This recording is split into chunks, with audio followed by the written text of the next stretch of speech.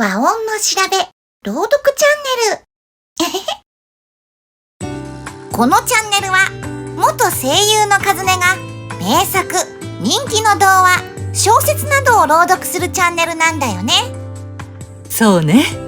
今まで朗読をあまり聞いたことがない方でも効果音や BGM が入ることでどなたでも楽しめるように作られております。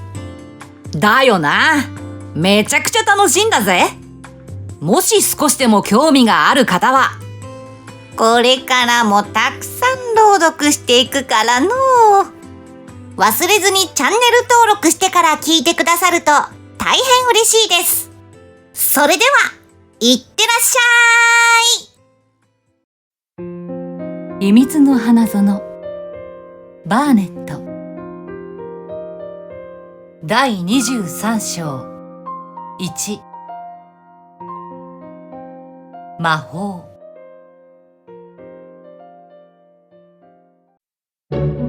子供たちが花園から帰るとクレイブン先生は屋敷ですでに待っていた。そろそろ庭園の小道に誰かを見に行かせるのが賢明ではないかと考え始めていたところだった。体調を見るためにコリンが部屋に連れてこられると、気の毒な先生は真剣にコリンをじっくり見て、あんなに外に長くいてはダメだ、無理はいけないとコリンに諭すように話した。僕は全然疲れてない。それどころか外に出て調子が良くなった。明日は午後だけじゃなくて午前中も出かける。そう言うと先生は、許可できるかわからない。それは賢明じゃないと思う。とコリンを止めた。しかしコリンは、止めようとするのは賢明じゃない。行くんだ。と、かなり真剣な表情でクレイブン先生に言った。メアリにもわかることだったが、コリンの特徴の一つは、自分が人に命令する態度がいかに不作法で嫌な感じか分かっていないことだった。彼はいわば離れ小島でずっと暮らしていて、その島の王様として自己流の行儀を作り、自分を比べうる相手がいなかったのだ。人に命令するその態度は以前のメアリとよく似ていた。メアリはミセルスウェイトに来て初めて自分の周りに対する行儀が世間並みではなく感じが良くないということが生活しながら少しずつ分かった。コリンより一足先にそうと知って、それがコリンに伝えるのに価値のある興味深いことだと当然考えた。そこで医師が帰った後、しばらく席から興味津々にコリンを眺めた。どうしたのと質問をさせたいと思ったからだが、果たしてそれは思う通りにうまくいった。なんで見ているの？クレイブン先生が気の毒だと思って。僕もそう思う。落ち着き払った言い方に一種の満足感が混じっていた。もうミセルスウェイトを少しももらえないんだ。僕が死なないから。それだって確かに気の毒よ。でも何より、いつも失礼な態度のこの相手を10年も丁寧にするなんて嫌でたまらなかったろうって思っていたの。私だったら絶対にしない。僕って失礼？コリンは平静さを失わずに言った。もしもコリンが先生と親子で、先生がひっぱたくタイプだったら、あなたをひっぱたいていたでしょうよ。でも、僕が怖くてできない。そうね。できないわ。メアリ様はこの件を偏りなく検討しながら言った。あなたが嫌がることは怖くて誰もしたことがない。もうすぐ死ぬんだろうとか、いろんなことを思うから。あなたがかわいそうだと思うからよ。でも、コリンは堅くなに宣言した。僕はもうかわいそうな子じゃなくなる。そんなことはもう思わせない。さっきは自分で立てたんだ。いつも自分の思い通りになるから、それだけ変になったのね。メアリは思わず考えが独り言になってしまった。コリンはメアリを見て顔をしかめた。僕は変？コリンは迫った。すごく。でも怒ることないわ。メアリは公平に付け足した。私も同じように変だし、ベイウェザースタッフもそう。でも私は前ほど変じゃない。人を好きになったり、花園を見つけたりしてから変わったわ。僕も変でいたくないよ。これからは絶対に変にならない。コリンは決意とともに顔をしかめた。極めて誇り高い子である。コリンはその後、しばらく横になって考えていた。やがて、美しい微笑みが浮かんで、顔中を変えてゆくのが見えた。僕はもう変でなくなる。毎日花園に行けばいい。あそこには魔法がある。いい魔法が。ねえ、メアリー、きっとそうだよ。本物の魔法じゃなくても、本物だって思えばいい。花園には何かがある。何かが。そうね。魔法よ。でも、黒いのじゃない。雪のように白い魔法よ。二人は不思議なそれを常に魔法と呼び、その後、数ヶ月は実際そうだと思われた。実に素敵で輝かしい、驚くべき数ヶ月だった。花園での出来事といったら、自分の庭を持ったことがない方にはわからないだろうし、庭を持った経験がおありなら、花園で起きたことをすっかり説明するには、本が一冊いることがわかるだろう。まず、青い芽が次から次へと吹き出し、地面、芝生、花壇、塀の隙間から際限なく押し出してくるようだった。次に青いものにつぼみが現れ、つぼみがほころび、彩りを見せ、あらゆる青、あらゆる紫、あらゆる種類の赤が現れた。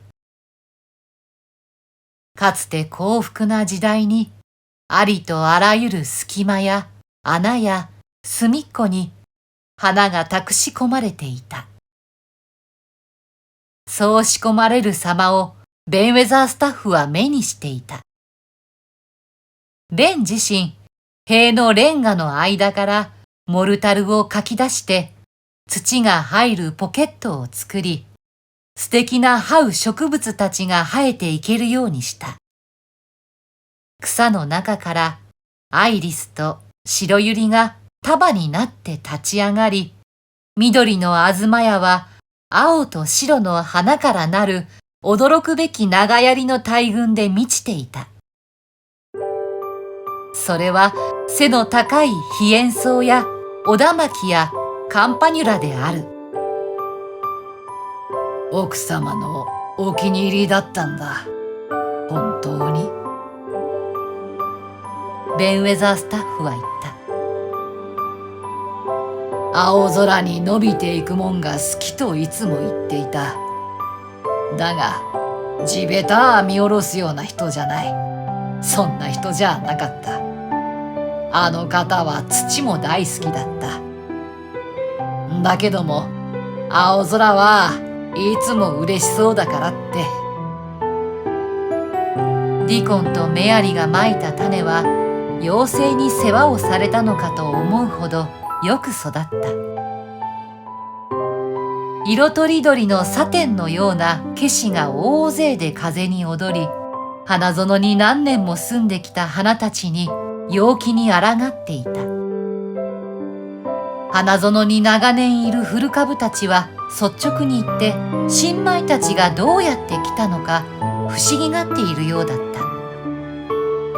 そしてバラときたら草の間から伸び、さらに日時計に絡まり、木々の幹を囲む輪となり、枝から垂れ塀を登り、塀を覆って長い花輪となって滝のように流れ落ち、日一日刻々と息づいていった。美しい若葉とつぼみ、そしてさらに多くのつぼみが、最初のうちはごく小さいが、やがて膨らみ魔法を効かせ、ついにはじけて広がって、香りの器となり、ほのかにあたりにあふれ、花園の空気を満たす。コリンは何もかもを見て、変化を一つ残らず観察していた。毎朝連れ出してもらっては、雨でなければ昼間は花園に居続けた。どんより曇った日にさえ満足だった。草に寝そべり、物が生える様を見ていた。じっくり見ていると、つぼみが開く様子も見えると言った。奇妙な昆虫たちとも知り合いになれる。昆虫はせかせかと、なんだかわからないが、おそらく大事な用事で駆け回り、藁や羽や食べ物のかけらを運んだり、草を登ったりしている。まるで草が大木で、登れば国中を見渡して探検に行けるかのようだった。ある時はモグラが穴を掘り、ついに穴から出ようと小妖精の手に似た長い爪のついた手で土を盛る様子に昼まで見入っていた。アリ、甲虫、蜂の流儀、カエル、鳥たち、草木の流儀によってコリンが探検できる新世界がもたらされ、そのすべてについてディコンが詳しく説明した。さらにディコンはキツネ、カワウソ、フェレットの流儀、リス、マス、水辺の齧歯類の流儀、アナグマの流儀についても解説したから、話すことやじっくり考える対象はきりなくあった。だがこれとて魔法の半分にも及ばない。コリンは自力で立てたことについて猛烈に考えていた。メアリがあの時おまじないをしたと話すと、コリンは興奮してそのことを高く評価し、もっぱら話題にしていた。きっと世界にはたくさん魔法がある。ある日コリンは悟ったように言った。ただ、それがどういうもので、どういうふうにやればいいか、方法を人は知らない。手始めは、いいことが起こるんだと、それが叶うまで言い続けることかもしれない。うん、そうだ。僕が実験してみる。翌朝、コリンは秘密の花園に着くと、すぐにベンウェザースタッフを呼びにやった。ベンが駆けつけると、若き王様が木の下に一人で立ち、大層立派な様子だったが、極めて美しい笑みを浮かべてもいた。おはよう、ベンウェザースタッフ。ディコンとミス・メアリと並んで話を聞いてほしいんだ。とても大事な話だから。あいあいさ。ベンウェザースタッフは額に手をやって答えた。ベンは少年時代に家出をして船乗りになり、航海経験がある。それは長らく隠されていたベンの魅力の一つで、そのおかげでベンは船員がするような返事ができるのだ。僕は科学実験をする。王様は説明した。僕は大人になったら様々な科学の大発見をするんだ。まず手始めは今度の実験だ。アイアイさ。ベンウェザースタッフは即答したものの、科学の大発見の話を聞くのは初めてだった。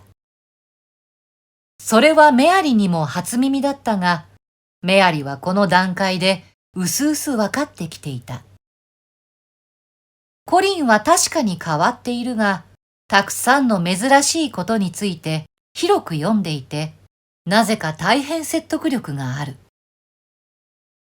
コリンが頭を掲げ、不思議な目で見つめると、もうすぐ11歳になる10歳の子供に過ぎないのに、思わず信じてしまうような力があるのだ。しかもこの日のコリンは、とりわけ説得力があった。大人がするような演説を試みることの魅力に、コリンがにわかに惹かれたためだ。みんな聞いて。僕は将来、魔法について大発見をする。魔法は素晴らしいけれど、魔法のことを少しでも知っている人は、古い本に出てくる幾人かで、他にはほとんどいない。でも、メアリは少し知っている。インドで生まれて、インドには行者がいるから。多分、ディコンも知っているけれど、そうと気づかないで知っているのかもしれない。ディコンは動物と人間に魔法をかけて魅了するんだ。動物使いじゃなければ、僕に会いに来ていいとは絶対に言わなかった。動物使いってことは少年使いでもある。男の子も動物だから。魔法は何にでもあると思う。ただ、魔法を捕まえて使いこなすほど僕たちはまだ理解していない。だから、電気や馬や蒸気みたいには使えない。すこぶる堂々とした話に聞こえたから、ベンウェザースタッフは心が躍り、じっとしていられなかった。アイアイさ。そう言って、にわかに背筋をピンと伸ばした。メアリがこの花園を見つけたとき、ここは死んでいるように見えた。コリンは講演家を続けた。やがて何かが土からいろんなものを押し上げて、何もないところにいろんなものを作り始めた。ある日なかったものが別の日にはあるんだ。僕は何かを観察したことがなかったので、どうしても知りたくなった。科学者は好奇心旺盛なんだ。僕は科学的でありたい。だからずっと考えている。これは何だ？これは何だって。そしてそれは何かなんだよ。そうだ。何でもないわけがない。でも名前がわからないから、それを魔法と呼んでいる。僕は日の出を見たことがない。でもメアリとディコンはある。二人に聞いた話から、日の出も魔法だと僕は思う。何かが太陽を押し上げ、引っ張っている。僕は花園に来るようになってから、時々木の向こうの空を見上げて、不思議な幸せを感じる。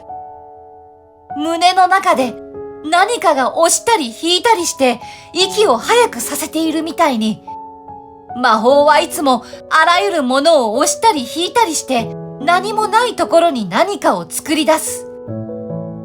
何もかも魔法でできている。葉っぱも木も花も鳥もアナグマも狐もリスも人も。きっとそこら中にあるんだ。この花園にも。どこでも。この花園の魔法は僕を立ち上がらせ、生きて大人になれると教えてくれた。そして将来僕はこんな科学実験をする。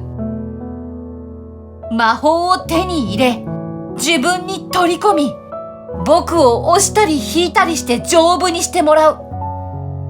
まだやり方はわからない。でもずっと魔法のことを考えて呼びかけていれば来るかもしれない。それが魔法を手に入れる最初の小さい方法かもしれない。僕が初めて立とうとしたとき、メアリは心の中でなるべく早く繰り返していた。できる、できるって。それで僕は立つことができた。もちろん頑張りも言ったけど、メアリの魔法が助けてくれた。ディコンの魔法も、これから毎朝毎晩、そして昼間も思い出せる限り何度も僕は言うよ。魔法は僕と共にある。魔法がよくしてくれている。ディコンみたいに丈夫になる。丈夫になる。みんなもやって。それが僕の実験。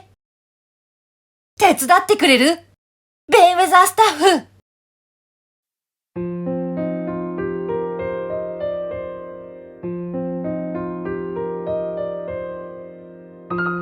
最後までご視聴ありがとうございました。よろしければチャンネル登録と高評価、コメントもいただけるととても嬉しいです。これからも和音の調べ朗読チャンネルをよろしくお願いいたします。お相手はかずねでした。